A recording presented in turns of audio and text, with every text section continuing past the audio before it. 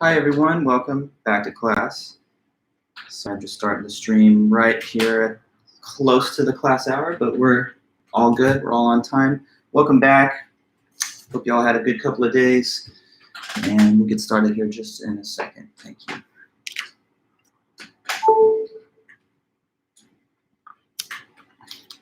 Hey Sebastian. Good morning. Okay guys, well, good morning, welcome back. Good day to all of you. Let's just resume where we were last time, and as usual, feel free to say hi here in the chat. Mia, Ketan, Alessandra, Jocelyn, Naaman, Sergio, Jerry, Cameron, Kevin. Good to see all you guys. And yeah, so I'm still going through the requested grades, and I've emailed all the people who messaged me before class time of Tuesday, and I have about a dozen more that I'm going to finish today. So if you did email me on Tuesday asking for your grade request, you're going to get your answer today, in keeping with my sort of 2-day window policy. So just letting you guys know, thank you for your patience. I do have a lot of classes, and that's the only reason that I'm fielding emails from 8 different courses, 3 different institutions, and that's why it just does take sometimes a little bit of a moment for me to clear the inbox, but I'm going through them, and I'll get your response if you message me Tuesday today. So thank you. And as usual, at any time, if you have questions, comments, any kind of reaction to anything that we're talking about or the class or anything in between, feel free to leave it in the chat, and we'll just take them as they come. So let's pick up where we left off, I guess. When we were here on Tuesday, we were in the middle of talking about more stuff about epistemology. I finished off our lecture on Socrates and Plato and the Meno dialogue, and then we started to branch into the work of Edmund Gettier, and we kind of finished midway through the discussion of Gettier's paper.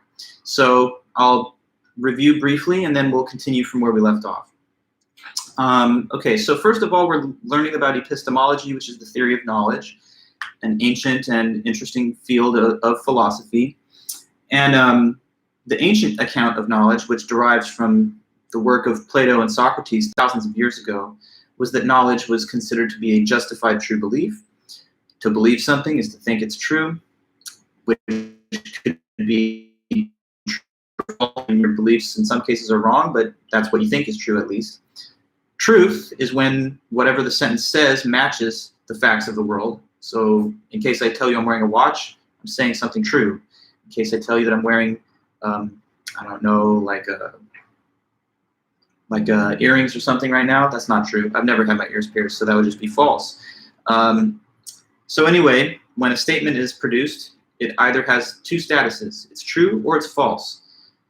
If it's true, whatever it says corresponds to the facts. And if it's false, then that's not the case. Okay, and so the third component is justification. Once again, that's just having decent, good reasons or evidence to support the belief. So in a situation where a person believes something and it's true and they've got reason, then that's knowledge, justified true belief. The Greek philosopher Socrates talked about this with a general named Meno. He asks Meno, if someone knows how to get to Larissa, couldn't he lead other people there based on his knowledge? Meno says yes. Socrates then challenges him with another question. What if someone doesn't know how to get there? They've never gone there, but they do have a correct opinion. Like, for example, they have a map, which is a functioning correct map. And Meno says, yeah, that would work just as well as the knowledge. Question, why would we rather have knowledge then? Is there any value or advantage that makes it better to know as opposed to just to have a correct opinion? And after discussing that for a little while, here's what Socrates says. The reason that knowledge is more valuable than a correct opinion is because correct opinion is just true belief with no justification. But when you add that extra ingredient of justification, the true belief doesn't leave your mind anymore. It's kind of like these ropes that prevent the famous Daedalus statues from leaving a person's property.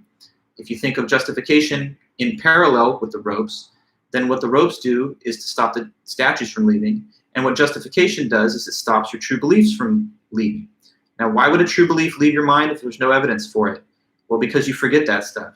Like, think of all the times you happen to just guess the right answer on a test, and now you don't remember that answer because you never actually knew it in the first place, and you just randomly bubbled it in.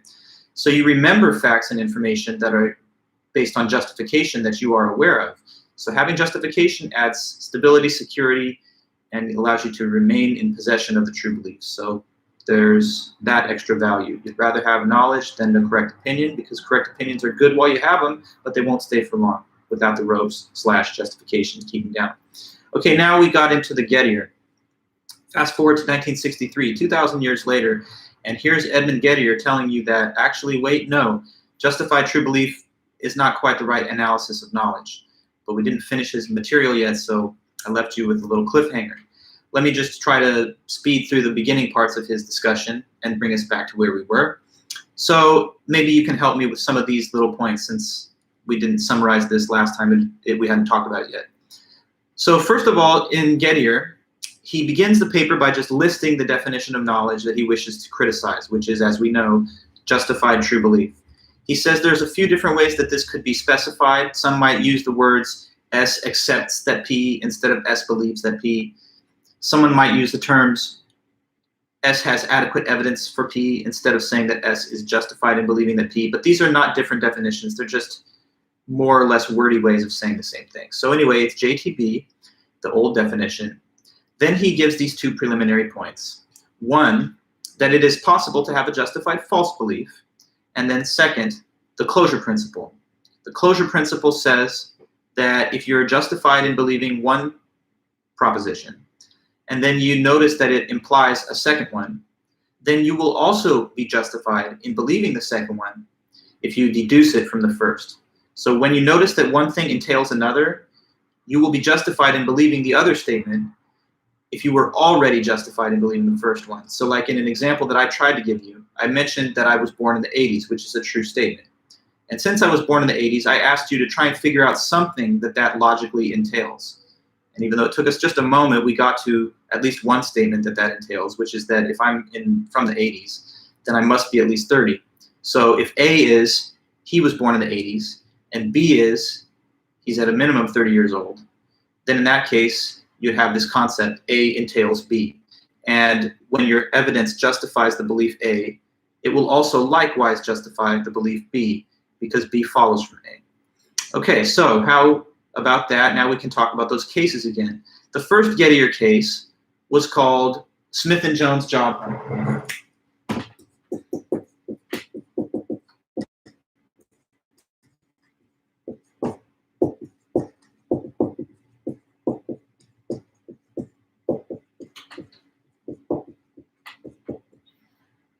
Okay, so in the case, there's these two guys, Smith and Jones. Smith, other guy, Jones. And then there's this boss. Now, you know the name of the title of the case. So we were told this, that Smith formed this belief, labeled letter D. And the belief is that Jones will get the job, the other guy will get the job,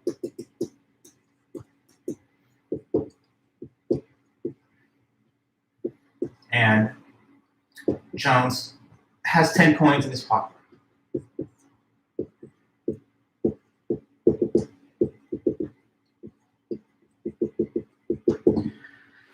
Okay, so Smith believes this, that Jones will get the job and Jones has 10 coins in his pocket. Who could tell me the reasons that Smith believes this? It's not just for no reason. He does have actually very specific reasons, so who knows? What reason does Smith have to think that it's going to be Jones who gets this job, and also why does he think that Jones has 10 coins in his pocket? Let me know, and then you can tell me in the chat.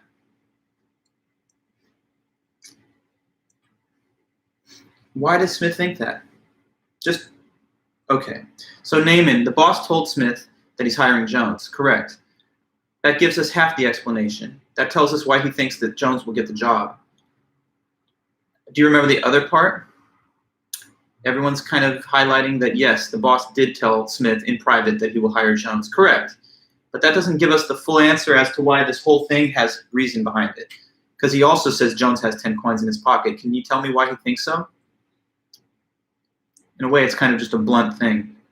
Smith asked Jones how many coins he had in his pocket. Well, Kobe, it's even a little more aggressive than that. Smith counts them in Jones' pocket, okay? So count those things. 1, 2, 3, 4, 5, 6, 7, 8, 9, 10. Take them back. There's 10, okay? I just want to be a little bit vivid with it so that you don't forget that point. So anyway, because it's like if he just asked him, he would have room to doubt. Oh, is he telling me the truth or not? Well, he did it himself with his hands. So he counted 10 coins out of Jones' pocket, and there's 10. So now he believes Jones will get the job and Jones has 10 coins. And you guys have been clear as to why. Because boss told Smith privately, hey, I'll hire Jones, and separately Smith counts the coins, sees there's 10. Did we talk about what D entails? Is that something that we got to cover? My memory, you can help refresh my memory. Did we speak about how D entails a second proposition? Let me know if so.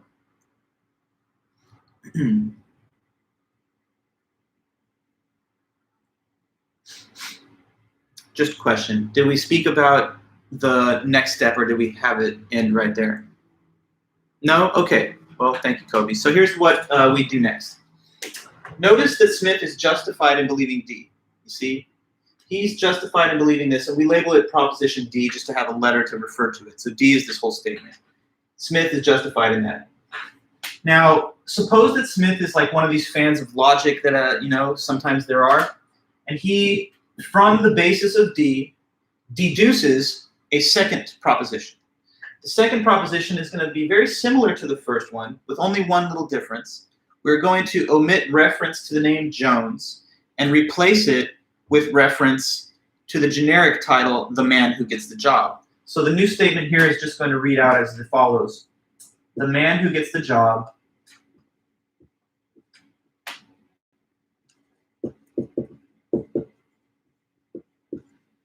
has 10 coins in his pocket.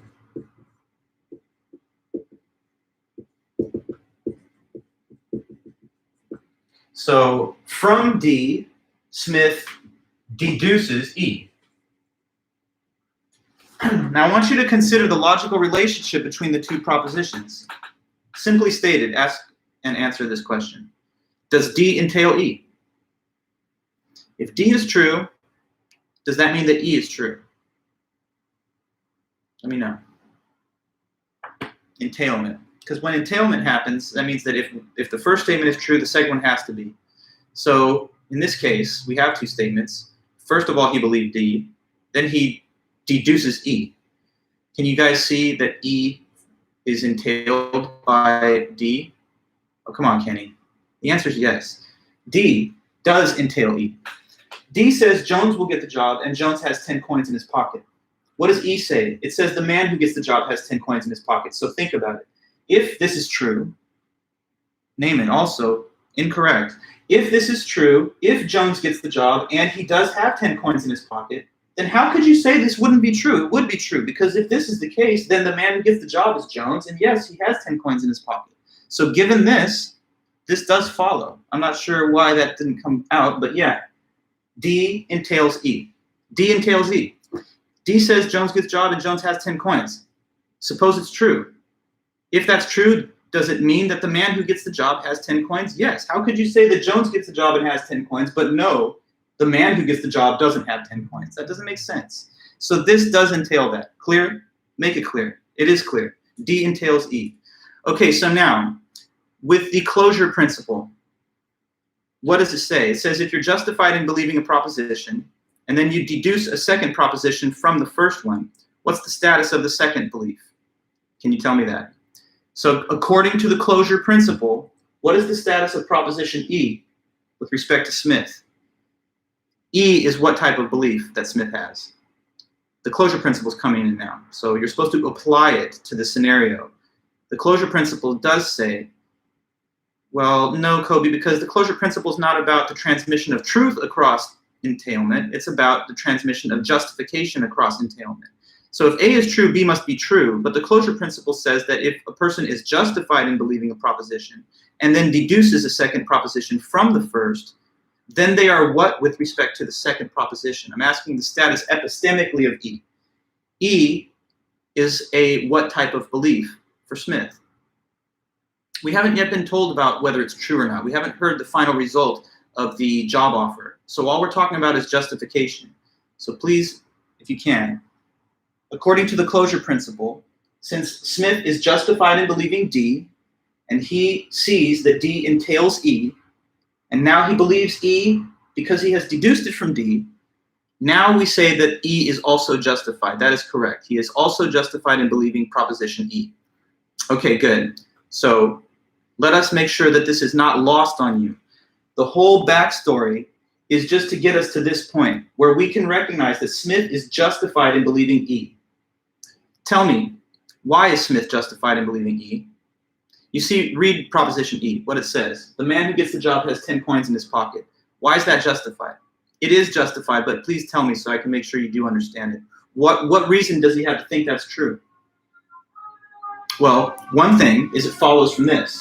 So now we get pinged back over here. What evidence does he have to think that this is true? And we've already talked about it. He has evidence to believe this because the boss tells him that he'll give it to Jones, and he also counted the coins in Jones' pocket. So that provided the initial justification for D, and then that justification just carries over to E because this is a logical implication of D. So Smith is justified in believing E. It says the man who gets the job has 10 coins in his pocket, and he thinks this, and he thinks it because the boss told him he'll give it to Jones, and he counted the coins that are in Jones' pocket. So putting those pieces together, he has deduced that the man who gets the job has 10 coins in his pocket, and whether it's true or not, it's justified for him to believe because he has evidence. He has the evidence of the boss's statement and the act of counting. Okay, now, here's where the little plot twist happens.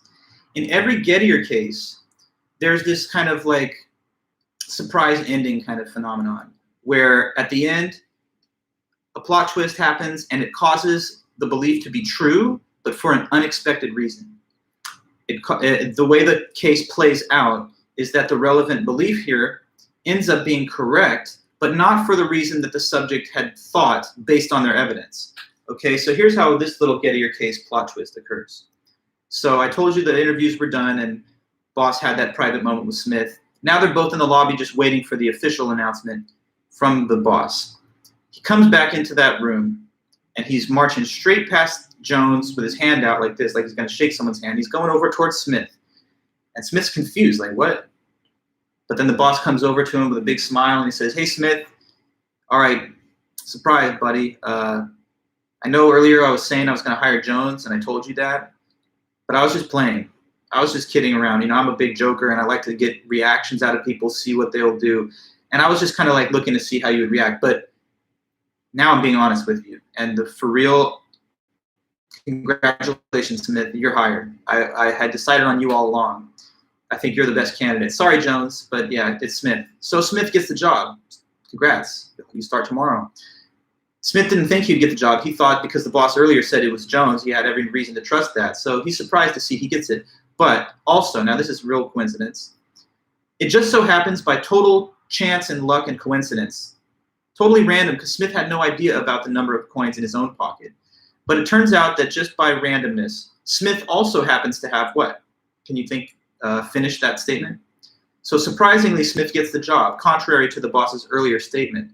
And also, just by a total coincidence, it does turn out that Smith happens to have what?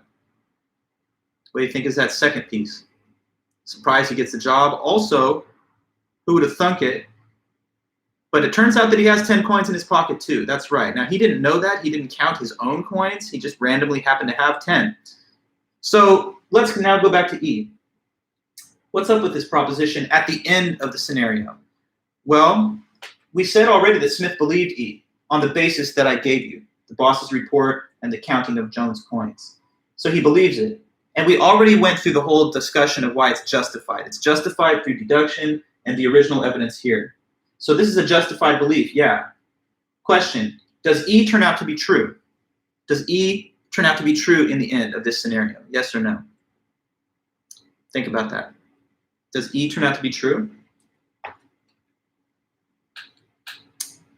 You know, look at the situation and what happened. Look at the statement E, and is it true? Yes, it's true. It is true in the end. Okay, because it says the man who gets the job has 10 coins in his pocket. Now, who gets the job? Well, actually Smith. And does he have 10 coins in his pocket? Yes. But here's the thought. Even though, so this then counts as a JTB. This is a belief, true, and it's justified. But now we really get to Gettier's conclusion. Although it's a justified true belief, common sense, intuition tells you that this is a justified true belief, but nobody would say that this is actually something that Smith what? It's JTB, but it's not what? What do you think when it comes to E? It's something that Smith believed, and it turned out to be true for this weird reason that's unrelated to his evidence. So even though it's a justified true belief, it doesn't really strike us as being an example of what? This really gets to the point in the end. It's not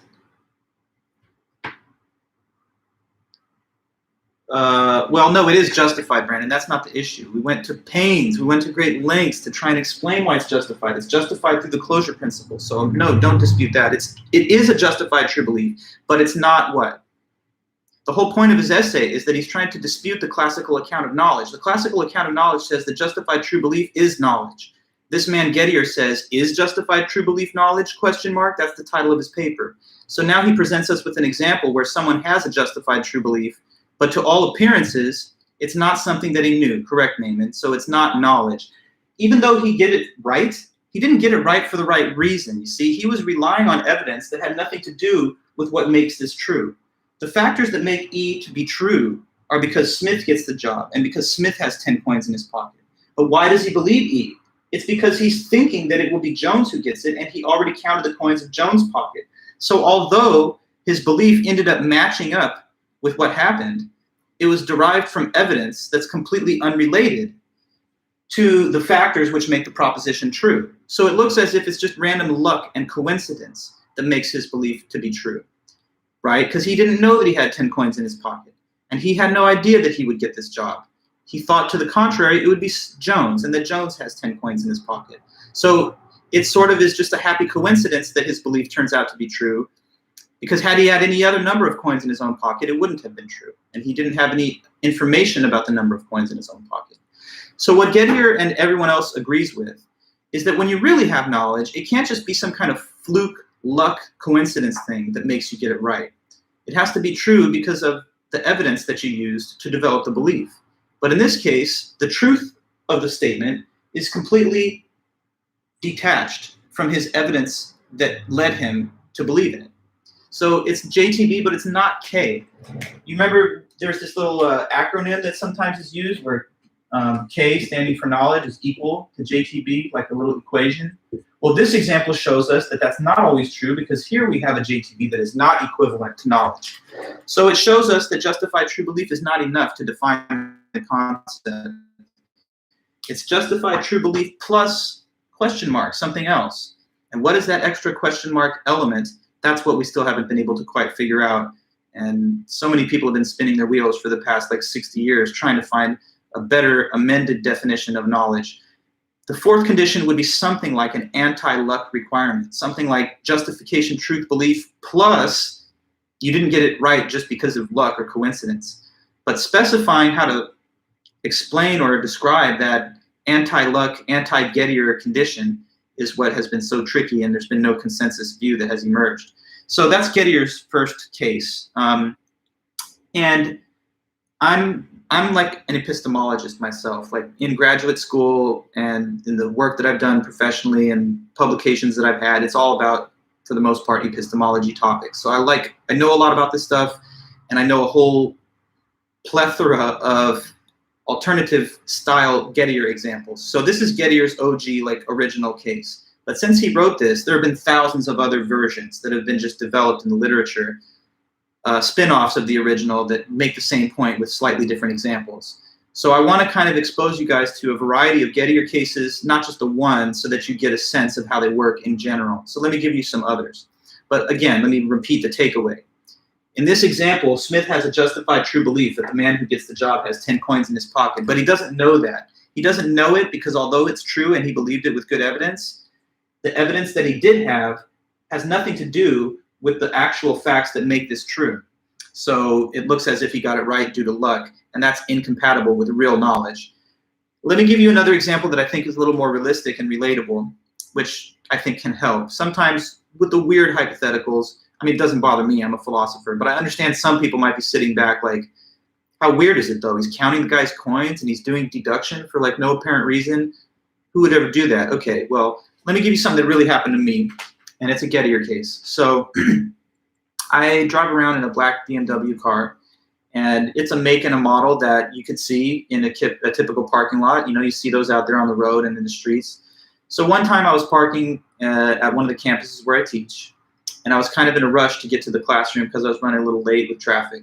So in my rush to get out of the car and get to the room, I wasn't paying great attention to like which aisle I parked in or whatever in the parking lot. So big parking lot, but I had to get out of there. So I got to my class, taught and everything. Now I'm coming back to go home and drive away.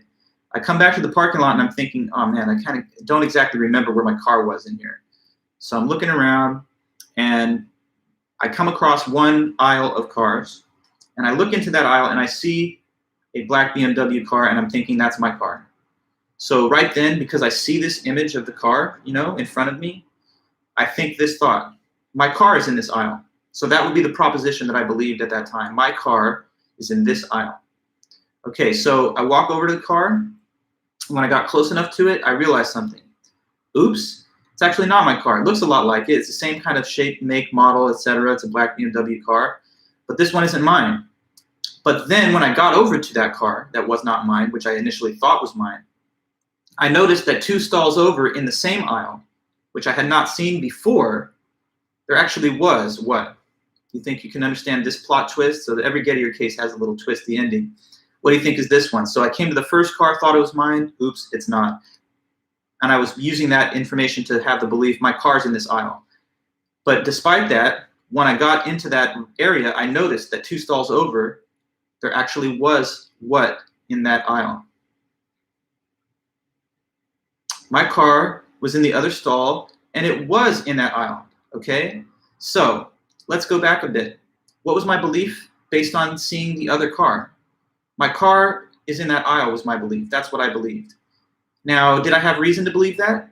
Pretty much, yeah, because I saw a car that looked just like mine. And so the visual perception of that gave me a basis to think my car's in that aisle. So I had a belief and it was justified. Now here, was it true that my car was in that aisle? Can you tell me?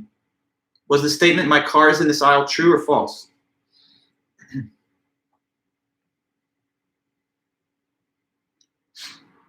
Just let me know. Definitely it was true. That's the whole point of my example. It was true. So I had a justified true belief.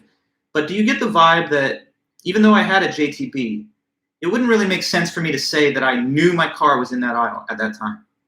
Because my justification was derived from a different car, not my own. And so it was really just a coincidence, wasn't it, that my car happened to be in the aisle where I saw the decoy car leading me unwittingly to the correct judgment that my car was in that aisle. So it's another example in the same style of Gettier, where a person forms a belief based on reasonable evidence, and it turns out to be true, but not for the reason that they had expected. I thought it was true because I thought the initial car was mine. And if I had been told right then, that's not your car, then I would have changed my view about whether it was in that aisle. So my belief, although it ended up being correct, it was just dumb luck, wasn't it, that it was correct due to the mismatch between the evidence given and the real fact that made it true. So there's another Gettier case. I think a little bit easier in a way than his original, but we just deal with the author's material as it comes. There are more cases too. Here's one from Robert Nozick that I think is kind of funny. It's also in our book, but I didn't assign it. But anyway, Robert Nozick, another great American philosopher, he says this. So suppose that you're on all kinds of drugs. Well, maybe you wouldn't do them, but someone's out there on a lot of big drugs and they're hallucinating and seeing things in front of them. So while they're on this, in this state, they look in front of them and they see what they think is an elephant, right? So at that point, they think there's an elephant in this room. Now, of course, what they were seeing is not an elephant. It's just an illusion. It's a hallucination. But they think it's real, so they think there's an elephant in the room. Now, suppose that in that room, behind a partition, closed off wall, which you can't see through, there actually is what? What do you think? So they thought there was an elephant based on tripping out and seeing visions and illusions. That's not an elephant. But, surprise, behind a wall in that room, there actually is what? If you can see the genre of these Gettier cases, you should be able to tell me, yeah, it's an elephant, little baby elephant or something sleeping behind the wall. So what was our person's belief? There's an elephant here in this room. Did they have a reason to think so? I mean, I guess if you want to say that the visual hallucinatory image gives them some basis, then you could say that was enough evidence to have justification. And was it true that there was an elephant in that room? Yes, according to my example. But once again, the giveaway, takeaway rather, is that it's not knowledge. The person, we shouldn't say, knows there's an elephant in the room because they're tripping out and looking at a hallucination. Now, there is an elephant there, but that's not the reason they think it. And so even though they're right, the reason they're right has nothing to do with the information that they're using to form the belief itself. Another Gettier case. Okay, now maybe I'll just hit you with one more while we're on the topic. Another Gettier example is this one, having to do with driving down the road and looking to the right. So say you're driving on the road, on the highway or something, and you look over to the right and there's a big field. And in the field, there's something there that to all appearances is a barn. You look over there, you see this thing, and you're like, okay, there's a barn in that field. Why do you think so? Because you're seeing something that looks exactly like a barn. So there's a good reason to think it. But the thing is this. If you were to get out and get closer and go over to inspect the area, you'd notice this, that that's not a barn actually. It's just this kind of like facade that is created to create the illusion that there is a barn there, but it's actually got no depth or interior. It's just one wall that from the roadway could look as though it is a barn if that's the only perspective that you've had on it. So it's, I mean, kind of like an art installation or something, like a fake barn with just one wall, and there's no actual inside or whatever, so it's not a barn. But behind the facade, okay, maybe you're gonna be quick with this one. Behind the facade, which the driver could not see, there was a what? What do you think about that one?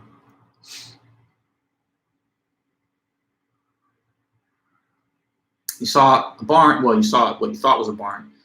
Really, it's a facade, but you thought it was real, so you think there's a barn in the field. Despite this, it's not a barn, it's a facade. But behind the facade, oh yes, there's an actual barn. And so in that case, the belief was what? There's a barn in that field. Does the person know that, though? In the case we're giving, it doesn't seem like it's real knowledge, because once again, it's just a random coincidence that they're correct, given the fact that their belief is not related to the actual site of the real barn, but the fake one. So they derive justification from the decoy, just like in my case of the car or whatever. And that's not really a case of knowing something. So how to fix the definition of knowledge? It's a subject of much debate and discussion. The additional condition has to be something that guarantees that when you get the belief correct, you get it right for the right reason, or that it's not like you get it correct and your justification has nothing to do with the factors that make it true. My preferred way of trying to solve it is to use what's called the truth tracking account of Robert Nozick, but you know, that's only one possible solution and not everyone agrees with it. But what he says is that you have to get it right, not just in the actual situation, but it has to be such that the way you formed the belief would have had you notice that it was false if counterfactually the proposition were false. So like in the case of the driver with the barn that sees the facade, they would still have thought there was a barn there even if we deleted the real barn from the other side of the wall. So although they got it right in the actual world, they would have gotten it wrong in a possible world where everything is the same except for the fake barn, except for the real barn being behind the wall. So like they're not sensitive to the falsehood of the proposition. If it was false, they wouldn't have tracked that. So that's one way of looking at why the person didn't really have knowledge. That's a complicated solution anyway, because you have to talk then about counterfactual scenarios and other possible worlds where the truth value of the proposition varies. But I still think that it's probably the best available solution. So as a person who's learned a lot about epistemology, I recognize that there's something a little bit hyper unrealistic and fanciful in the original Gettier case. But never mind that. The point is just conceptual. The point is for you to recognize that based on examples like this, whether real or realistic or not so realistic, that we don't have a closed and completed definition of knowledge today. We know that it has something to do with having a true belief and something with evidence, but there also has to be some kind of principle which blocks the case of knowledge when you got it right for random luck reasons, like in these Gettier cases. And stipulating or stating what that missing condition is the subject matter of great debate. So if you can solve the Gettier problem, you know, you'll be very famous because this is something that has occupied a lot of very keen minds over the last 50, 60 years. So whenever I'm out there and something happens to me that's kind of like a Gettier problem, I always remember it because I think of it could be like a teachable moment. Like here was one. I was with a friend and we have similar phones. So the person saw a phone on a table and she was like, oh, that's my phone. And so the belief is like, my phone's on that table. But actually what she saw was my phone.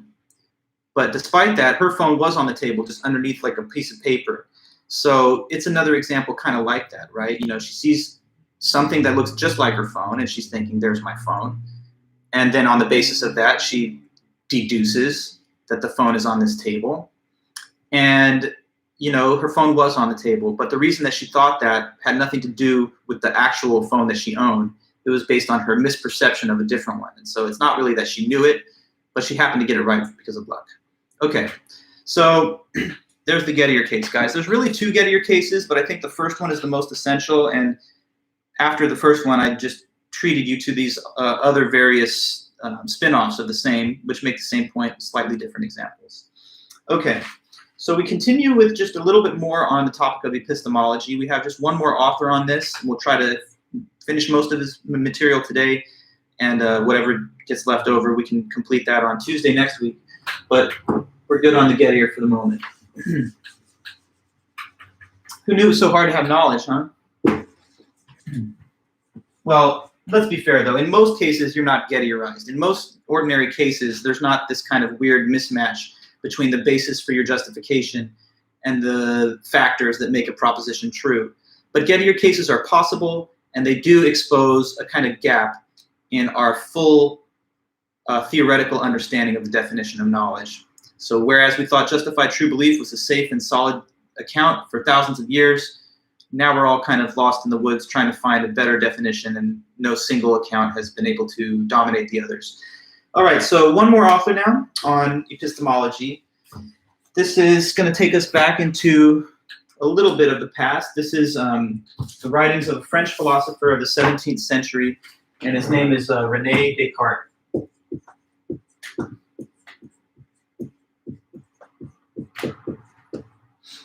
Okay, so Descartes is a French philosopher who lived from 1596 until 1650. So he's French, he's from Paris. If you try to pronounce his name, I know with the American English accent, it's kind of hard with those French R's and S's and stuff, but basically these would be soft S's, not like Descartes, but Descartes. Anyway, pronunciation is not something I would ever grade you or check you on, but if you're ever speaking his name, it's nice to know how to say it. So it's René Descartes, and he wrote a very important book in the year 1641, which is called The Meditations.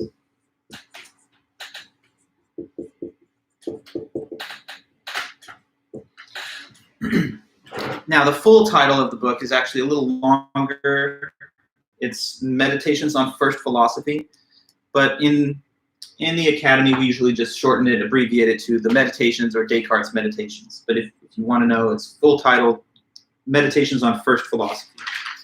Okay, he's one of the most famous philosophers in Western history. He did important work in philosophy, mathematics, and in geometry. And he wrote this book for a specific reason. So let me try and give you the backstory of why he wrote the book. The century that he's living in, the 17th century, the 1600s, some people call that the age of reason. And there's good reason for that, because it's a time in Western history when we're starting to see rapid advances in all of these different academic and scientific fields. So human knowledge is growing by leaps and bounds at that time period. Maybe part of the reason for that is that a lot of secular and scientific knowledge had been suppressed for a long time under the rule of the church during the Middle Ages and the medieval period.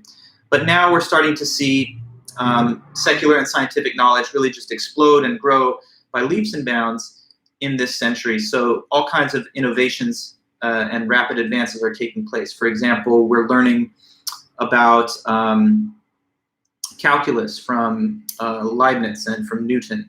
Newton's laws of physics are starting to give us a more precise understanding of the movement of objects in space and time.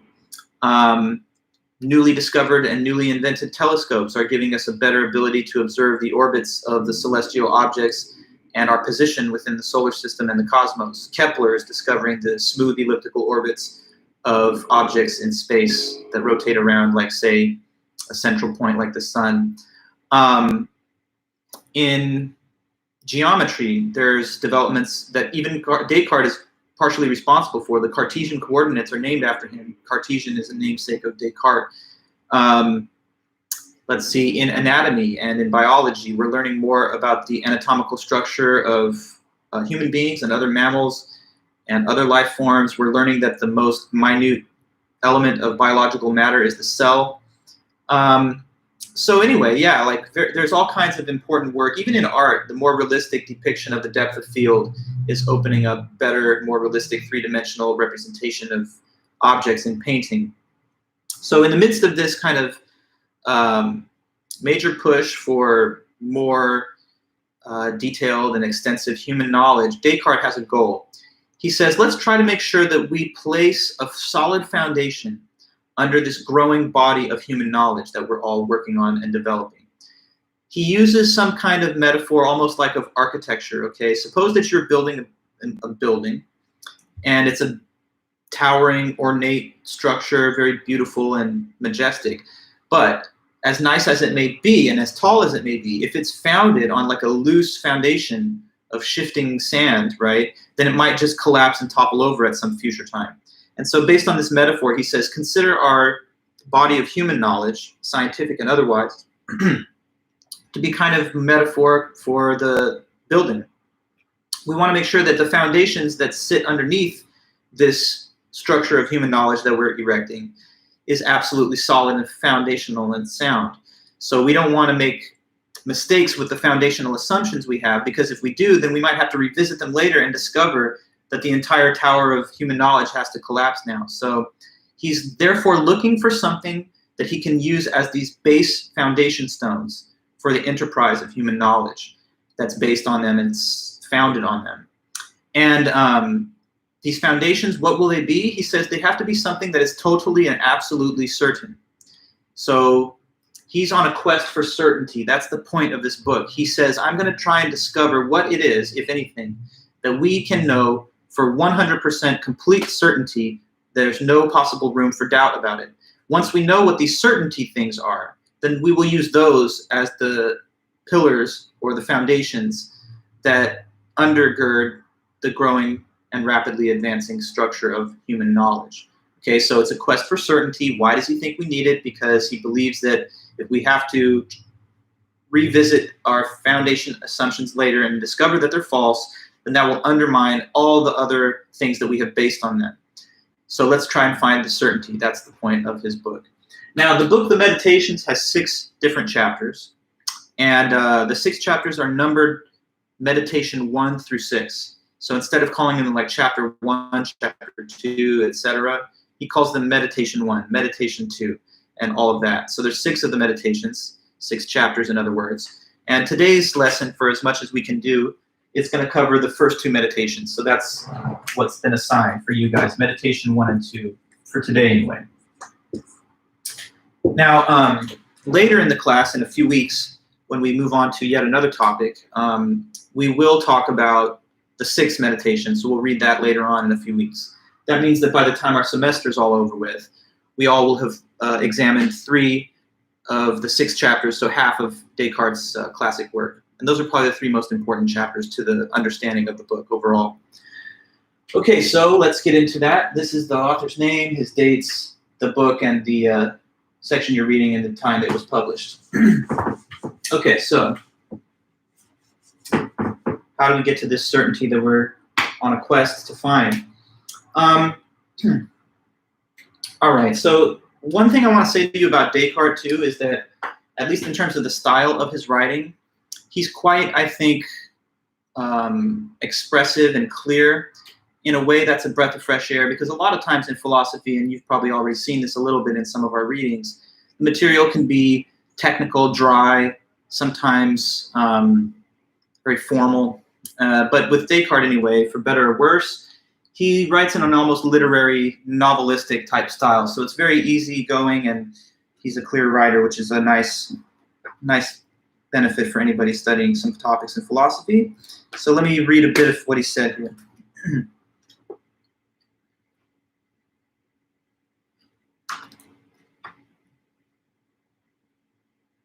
Just getting to it. Here we go. Okay. So what he's going to say here on the first paragraph of his book is that he remembers when he was a little kid and how you probably can relate to this. Sometimes when you're a little child, young, you make assumptions and you form beliefs that later on when you're an adult, you look back at it and you're like, how could I ever have thought that? Wow, I was so silly and young to have thought that that was true. So whether it's like Tooth Fairy, Easter Bunny, Santa Claus, I don't know, or maybe more plausible things than that. Sometimes children are open-minded to things that really are incredible and can't be believed by a rational adult. And so he says, look, I don't want to have that same experience now as a full-grown adult when it comes to like human knowledge and science. I don't want us to have to come back later and say, oops, we made these wrong assumptions right at the beginning, and now we have to throw out all the information that we based on it. So he says, let's find the certainty then so that we don't repeat these childhood mistakes as adults. He says, okay, on 351, some years ago, I was struck by the large number of falsehoods that I had accepted as true in my childhood and by the highly doubtful nature of the whole structure that I had subsequently based on them. I realized that it was necessary once in the course of my life to demolish everything completely and start again, right from the foundations, if I wanted to establish anything at all in the sciences that was stable and likely to last. But the task looked enormous, and I began to wait until I should reach a mature enough age to ensure that no subsequent time of life would be more suitable for tackling such inquiries. This led me to put the project off for so long that I would now be to blame if by pondering over it any further, I wasted the time still left for carrying it out. So today I have expressly rid my mind of all worries, and I've arranged for myself a clear stretch of free time. I'm quite alone, and now at last I will devote myself sincerely and without reservation to the general demolition of my opinions. Okay, so he says, now I've got time. I've been putting this off too long. Let me try and get to the bottom of what is really certain so that we make sure that we don't make those mistakes like we did as children. Okay, so how do we get to the certainty? How do we discover what is certain? Descartes has a method. So he says, okay, I got you. Here's how you're going to do it. Use the method of doubt. So let me define and explain this key concept from Descartes' Meditations, a fundamental concept, the method of doubt.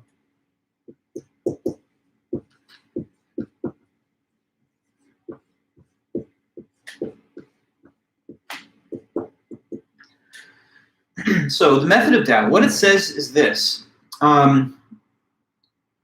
So it asks you to assume to be false anything and everything that could even possibly be doubted. Okay, so assume to be straight up false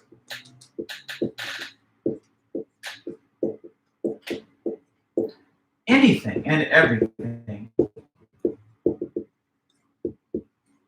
that can possibly be doubted. Okay, so it's not saying assume to be false things that are probably false. It says assume to be false anything that could even conceivably be doubted. So it doesn't even need to be highly doubtful. It could be something where you're like, I'm almost dead certain about this. I mean, it's almost 100%. It's like 99.999, a million more nines, % certain. But if this is the method of doubt that we're using, it's hardcore. It would be like, okay, assume it's false then, because it's not at 100. If there's any possible room, any little iota of possible doubt, let's just set it aside, assume it's false, at least for the sake of argument, and on to the next, and continue like this until eventually we hope to discover something that's in the belief system that cannot be doubted. And when we get there, this sort of process of elimination, which discards all the doubtful things, we'll see what's left over, and whatever's left over will have to be those certainties that we've been searching in search of. Okay, so in order to find what's certain, let's discard and eliminate all the things that are even theoretically doubtful. Okay, now, back when I was a student at UCLA and undergrad myself, I had a professor teaching me some of this material, and at one point this example was given, so I thought it was helpful. So as a metaphor to help you understand the method of doubt, suppose this situation. Suppose that you were like going to the grocery store trying to buy some apples out of the produce area, right?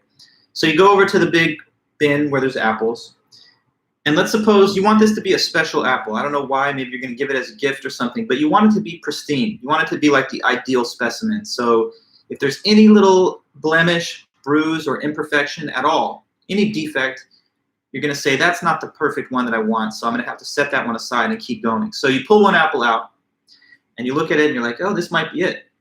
Nice. But you examine it a little more closely under a closer inspection. You're like, oh, not quite, though. There's that one little mark right there. It's not totally perfect, a little dimple in the apple. So I'm putting that one off to the side, and I'm on to the next. And you keep going through the bin until you get to that one that has no little marks or imperfections. Now, it's a metaphor, right? In the method of doubt, we're not literally going through apples in an apple barrel, but we are sorting through the beliefs in our belief system. And the procedure is in a way similar, because you take the belief and you expose it to the highest possible scrutiny. And if there's any possible chance it could be wrong, even just in the realm of possibility, then we will say, okay, it's not certain enough. Assume it's false and on to the next, and keep doing this until we find something, hopefully, that cannot be doubted. So that's the method.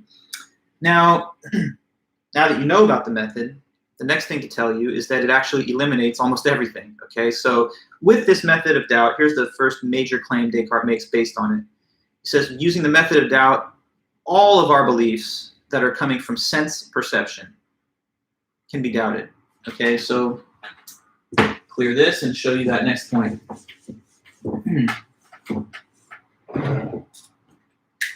Okay, claim by Descartes. All beliefs that are based on sense perception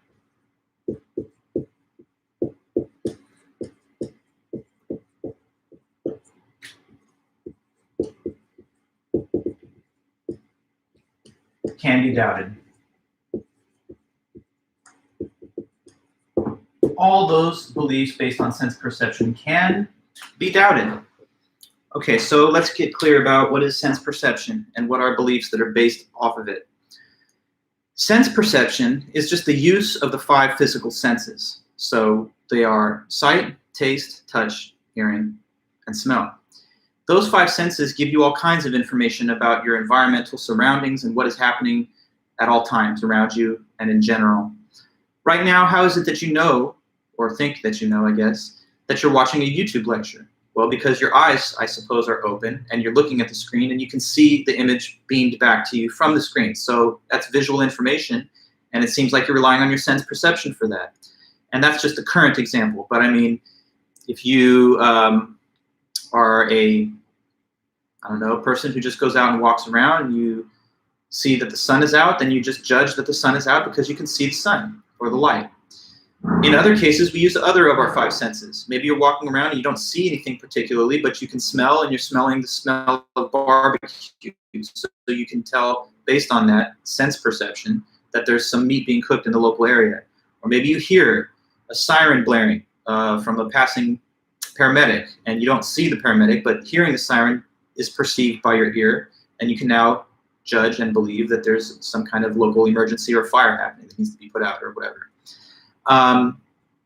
Taste, I mean, I don't know, I guess you could pick up a glass of what you think is water, and then you're like, ugh, it's like vodka. And then just because of the taste, the sense perception of taste tells you what the content of the drink was. And did I use touch? Well, touch, let's say this. You're driving around in your car, and you're focused on the road, so you don't want to like look over at the passenger seat, but you're trying to fish around for your phone. And you're like, I think I left it over on the passenger seat, but it's kind of messy over there. So you just reach around while you're driving with one hand until you feel it with your other hand. You can feel the contour and the surface of the texture of the phone. And even without looking or using any of the other 5 senses, just the tactile sense there will tell you, okay, my phone's on that chair because I could just touch it with my hand. Okay, so anyway, 5 senses. The 5 senses are a primary source of information for us. Imagine how poorly you would be in terms of knowing things if you had none of the 5 senses. I mean, if you couldn't see, taste, touch, hear, or smell, you'd be like, what's going on at any given time? So we rely on those 5 senses for basic information. But what Descartes is saying now is, sorry, but everything that you perceive with the 5 senses can be doubted. So let's ask, guys, can anybody think of examples where it's possible for sense perception to fail, where a person thinks, I am perceiving something, but they're incorrect about what it is, or even whether it is? Can anybody consider or suggest such an example? Because this is now relevant to his discussion. He says sense perception cannot be absolutely trusted because it's capable of being incorrect. In what type of situation can you think of that? Okay, well, you say hallucinations. That's a good one for sure. Name it. If a person is seeing things, and sometimes they can have delirium because of psychosis, in other cases because of drug use, sleep deprivation, you name it. But in those cases, a person may be seeing things and thinking they're real, but they're actually not. So that's a case. Puzzles, Kobe, I guess maybe what you mean are like optical illusions and stuff. There's some weird ones online and stuff where it makes it look like something's moving, but it's actually just the effect of your eye trying to track the object that's displayed on the screen. Justin, you perceive that a mini Professor Village is a small box that is my computer. I guess, yeah, if a person was like mentally ill or whatever, they could have definitely misperception of the data that's provided in sensation. You could look at something and think that the person's trapped in the computer or whatever. So I guess judgment also has to make some kind of decision about the things that are perceived in some cases, and so that's a possibility. There's also like mirages. You're in a hot environment and you see what you think in the distance is a body of water, but it's just the effect of the play of the heat in the environment on your visual system. Placebo effect could be another case. Yes, a person takes a sugar pill and they were told that it's like a pain reduction or some kind of other psychoactive drug, and they perceive themselves to have the stimulation from that psychoactive property, but it's not actually operative. I could see that as well. Let's see. Yeah, so in general, it's possible to have misperception. If you put say a solid rod into a body of water, like a cup, you might seem to see it bent at the line of the water, but that's obviously not a real fact that it's bent. It's just the refraction of light as it passes through the water surface to your eye. So there's optical illusions, sure. But Descartes even goes farther than that, okay? So now I need you guys to really think outside the box. Tell me now, how could it be wrong for you to even have this belief that you have right now that you're watching a lecture on YouTube? I know that right now you believe you're attending and watching a YouTube live stream and that you're, engaged in a class for your college. But what would have to be going on right now for that to be wrong? How could you possibly be incorrect about sitting down in your room or wherever you are watching this YouTube live stream? Like, what if I told you this isn't happening right now? What would have to be the real fact if you were incorrect about this? How could this be a misperception, or how could this be doubted? How could you possibly doubt what you're doing right now is happening? Because Descartes says you can, so I'm asking you to try and give me what you think would be his answer. You're imagining all of it. It's all in your head. Very good, Kobe. And Sebastian, you say something similar. We aren't physically there and time is delayed a bit. Well, no, actually, that's not the thought. Sebastian, you got to go way crazier with it. Like, this is all a dream. You're just dreaming right now. None of this is real. The whole world isn't real. The whole universe that you think you're in is just all a dream that you're having. And therefore, if that's the case, all bets are off. You can't really even say that your body that you think you have when you look in the mirror is your body. Maybe it's a dream body that you're dreaming when you're really in the matrix and you've never actually been awake. So you have nothing to compare this dream state with. Now, yeah, so that is what Descartes suggests, the possibility of realistic dreams. Since you can't necessarily distinguish the case of being awake from being asleep, then you cannot rule out at least the bare possibility that right now you're dreaming, and this is not actually happening. Now, I know that you're probably thinking, come on, though, it's not a dream, because obviously it's more vivid than when I have dreams. When I'm dreaming, things are vague, indistinct, but this is sharp and clear, pinch myself, I can feel it, so I can tell this is real, right? Well, Descartes' not going to let you have that. He says, first of all, if your entire situation has been a dream the entire time, then you have nothing to compare the clarity of this experience with. So it could be that what you think are your dreams are just dreams happening within the larger dream. And in that case, you can't say, well, when I'm awake, it's like this, and when I'm asleep, it's like that, because you wouldn't have the two sides of the experience to compare. Furthermore, we've had realistic dreams, and he points that out. He says, sometimes when you're in a dream, you think it's real. And I argue that that's a 100% universal phenomenon. Anybody who has dreams has had a situation like that. I know for me, I can attest to my own experience. For whatever reason, a lot of times my dreams that are more memorable are the less pleasant ones. The nice ones, I just seem to forget them. But nightmares and sort of disturbing dreams bother me, and I remember them a little more. So I'll have a dream sometimes where I'm driving and all of a sudden I take a wrong kind of turn with the car, or I lose control of the car, and now I'm like careening off of a cliff facing my death. And like in the dream, I'm panicked, I'm freaking out, I don't want to die. But then I wake up from the dream and I'm like, sweet, that didn't really happen, so I'm still here. But in the dream anyway, I thought it was going to happen. And in other cases, it doesn't have to be something so scary as that, but like, I'll have a dream where I'm hanging out with my friends. We're about to go take like a road trip or something, and we're having a great time, just chilling. And then I wake up and I'm like, okay, I guess I wasn't with my friends at all. I was just laying in bed the whole time, so none of that was real. Okay, so what he's saying is, right now you're having this lecture experience and you're like, yeah, this is real. But who knows? Maybe it's a dream too. And with the method of doubt, we're not going to say, come on though. I mean, I'm almost 100% certain. It's not total certainty, and so therefore, we're going to just go ahead and assume completely that it's all false. So if you're playing along with the method of doubt, here's where you're at right now. The entire reality and everything that I'm perceiving, even my own body, it's all a dream. It's all a dream. Now, Descartes, he's writing back in 1641. So what metaphor does he employ? The metaphor of dreaming, and that this is a dream state. But in the modern day, there's a lot of science fiction plots that derive their themes from the original Cartesian skeptics. So, The Matrix, oh, it was all a computer simulation, or like Inception or something. And people talk about those kind of Rick and Morty type scenarios where you're building a little miniature universe and the people in it think of you as or they think of their reality as real, but it's actually just a simulation. Okay, so that's the method of doubt, and it's denying from us any ability to say that we know things from sense perception. So we're still looking now for something to hold on to, but we haven't found it yet. And it's starting to make you wonder, is there anything that the method of doubt cannot demolish, or is there something that remains certain? Well, actually there is, and we'll get to it in a bit. But let me read some of his words so you can check in with what he says about it. So he says, and let me also make one point before I read this. Sometimes with the way that Descartes writes, he likes to get into this mode of talking to himself, kind of like going back and forth. So sometimes he will speak in the voice of his own critic, like he's playing devil's advocate against his own ideas. I don't want that to throw you off. It's not like he's saying one thing and then contradicting himself. He sort of takes up the statement of an imagined interlocutor. So that's what he does kind of right here. He says, whatever I have up till now accepted as true, I have acquired either from the senses or through the senses. But from time to time, I have found that the senses deceive. And now speaking in the voice of the other guy, he's like, even though the senses occasionally deceive us with respect to objects which are very small or in the distance, there's many other beliefs about which doubt is quite impossible. For example, that I'm here sitting by the fire, wearing a winter dressing gown, holding a piece of paper in my hands. How could these be denied? And then he goes down and says to that statement, as if I were not a man who sleeps at night, and regularly has all the same experiences while asleep that madmen do when awake, sometimes even more improbable ones. How often asleep at night am I convinced that I'm here in my dressing gown, sitting by the fire, when in fact I'm lying undressed in bed? Okay, so he says, as I think about this more carefully, I see plainly that there are never any sure signs by means of which being awake can be distinguished from being asleep.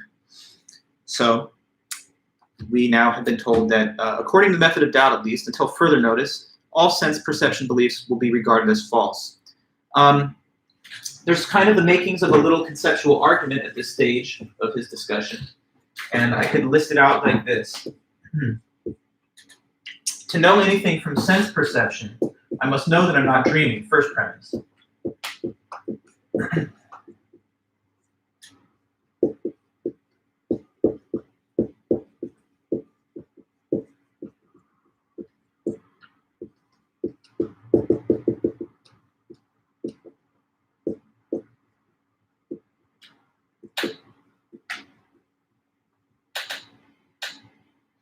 Dreaming. To know anything from sense perception, I must know that I'm not dreaming. But there is no way to know that I'm not dreaming.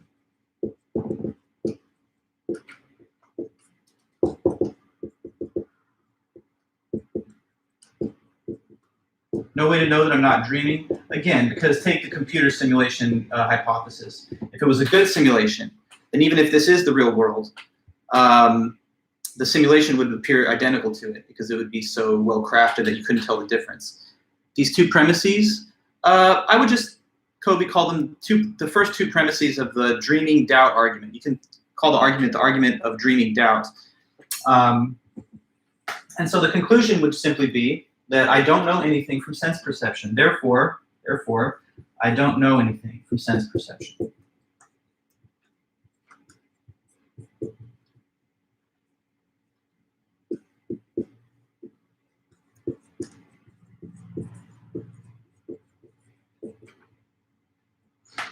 Okay, so here's where we're at this. This is the state of play. Descartes has said, let me write a book called The Meditations where I'm going to try and make a case for what is certain. I'm going to try and discover what's certain because we need that, because we need to have something that's solid and foundational beneath it to prop up and support this growing body of human knowledge. It's making rapid advances. So what's certain? Well, use the method of doubt to find it out. Method of doubt says, if anything could possibly be false, just rule it out as false and keep doing that until you find something, hopefully, that can't be doubted, and then you'll find what we're looking for. Well, first step of using the method is to note that all the things perceived by means of the five senses are capable of being false. Because if you're living in a dream or simulation, whatever, then the things that you think you're seeing, tasting, touching, hearing, smelling are not there, and they're just illusory. So in that case, we can't say that you know any of those things, and he's going to just say, let's, for temporarily anyway, regard them as all false. Now, after you talk about sense perception, you might think, well, isn't there something that's more certain, though, than even sense perception? So the next thing that he talks about is, how about like mathematics and geometry? If I told you that 1 + 1 is 2, you would agree with me, and you might argue that this is going to be true even if I'm dreaming. Whether I'm awake, whether I'm asleep, 1 + 1 is 2 is a fact, because it doesn't even make reference to any events. It just says, like, in case there's two things that are added together, which have this kind of numeral cardinality, they will have this sum total as an amount. So you could argue that like geometric facts are the same. When you say there's three sides to a triangle, that makes no mention of space and time. That's just talking about the abstract idea of this polygon. So maybe it is the formal sciences that make no reference to space and time, things like math, trigonometry, geometry, logic. Maybe these are the things where we can find the total certainty that we can use for our foundations. But there, once again, whether it's something that's frustrating or interesting, Descartes says, sorry, but I can't let you have that either. Leo, interesting question. Are necessary truths exempt in that case? Correct, Leo. Necessary truths, we are now considering the possibility that they are dead certain and they have no possibility of being false. Correct, Leo. I know that you've taken logic and then you know a little bit about the difference between contingent and necessary truths. Well, and we've talked about them here in our class as we deal with the cosmological argument, right? You could argue that these necessary truths of the form 1 + 1 is 2, 3 sides on a triangle, etc., that those are the source of total certainty. But Descartes now is going to even challenge that. So here's what he says about that. He says, okay, it seems like these have a greater chance to be the kind of thing we're looking for, because they're not based on sense perception, but he believes in God, and knowing that his entire audience, literate people in Western Europe at the time he wrote this, would have all been Christians too. So he says, look, we all believe in God, and since we believe in God, we know that he's almighty, omnipotent, he can do anything.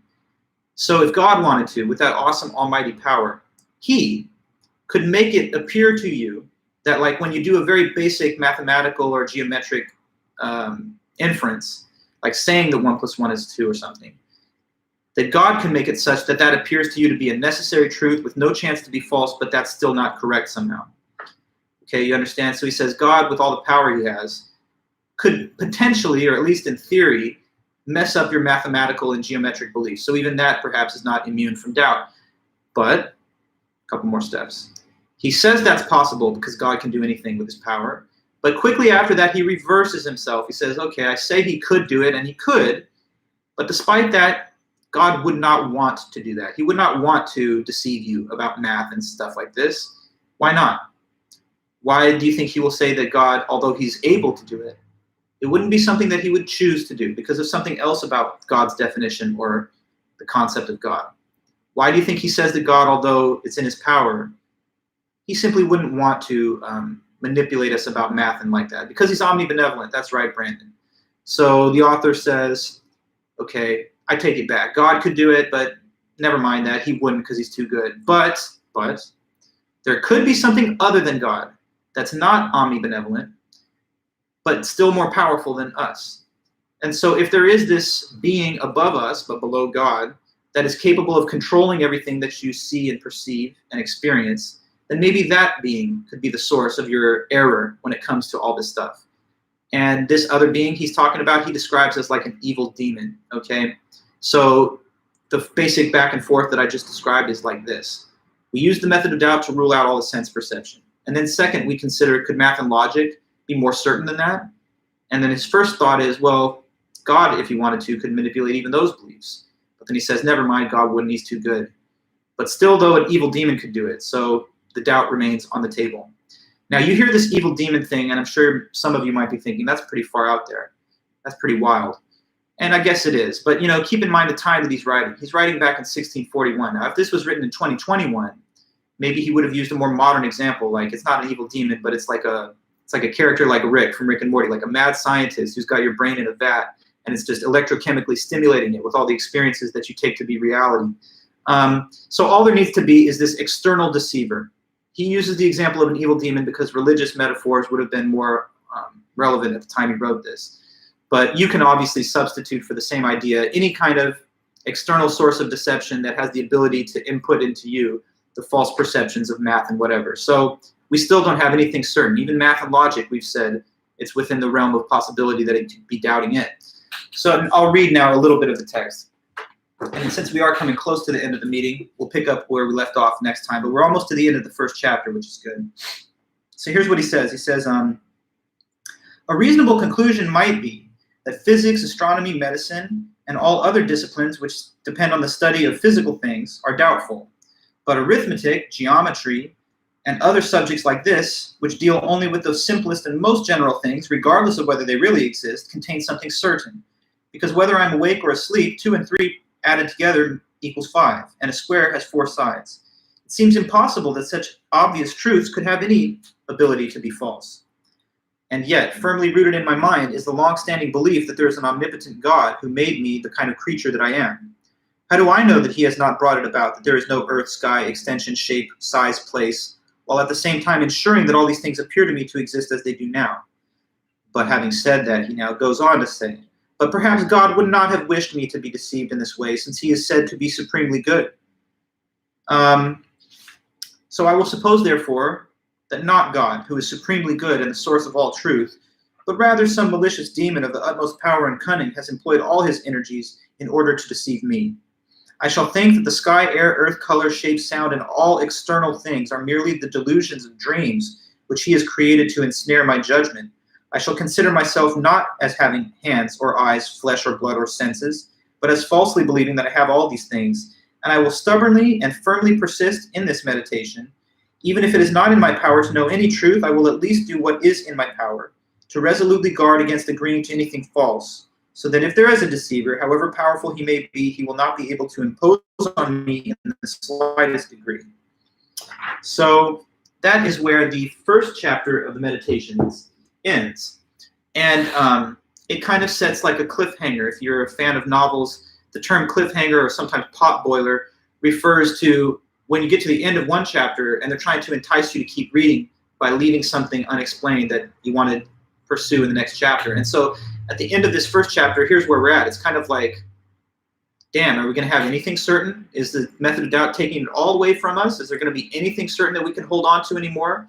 Or are we just going to reach the conclusion that we don't know anything and nothing can be made certain with this method of doubt?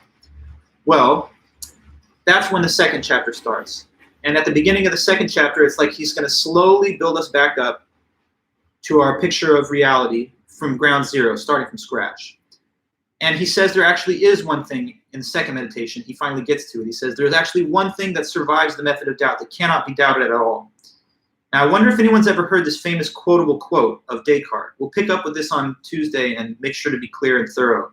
But there's a famous quote of Descartes that has somehow, I think, escaped into popular consciousness. It's actually quite similar to the title of a Billie Eilish song that's like out there.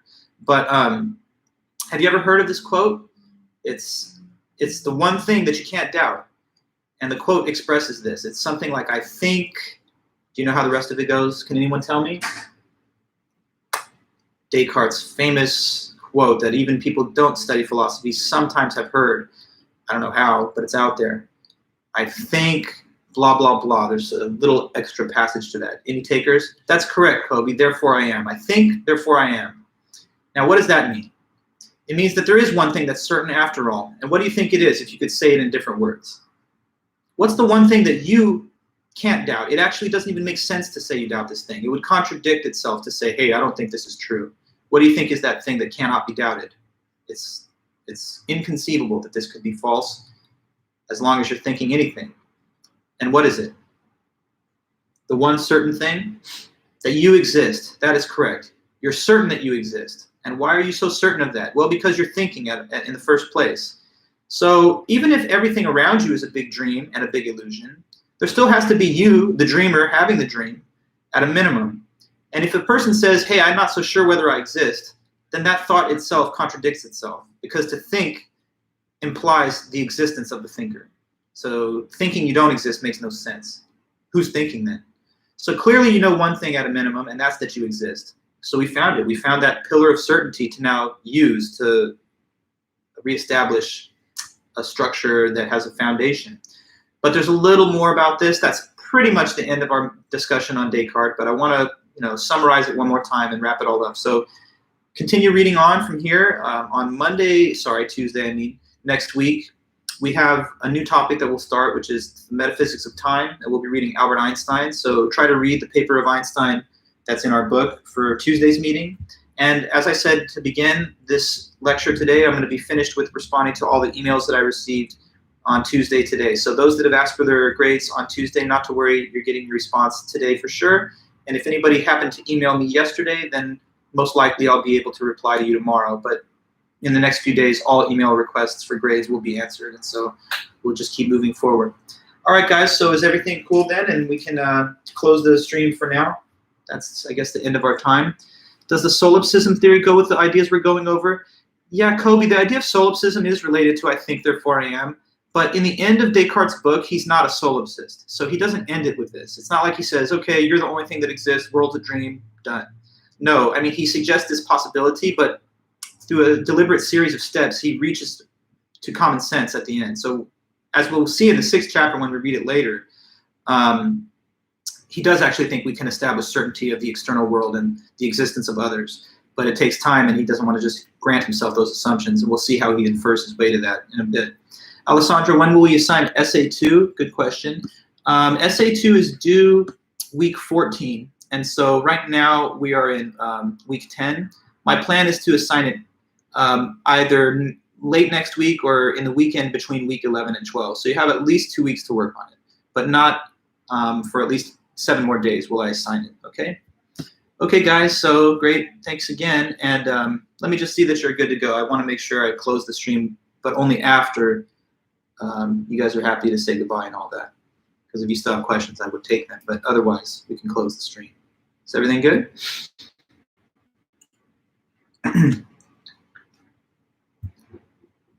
Okay, perfect. Thank you then, and thanks to everyone here. Have a good weekend, and if you need anything, feel free to email me, and even if I don't reply immediately, I'll always get back within 2 days.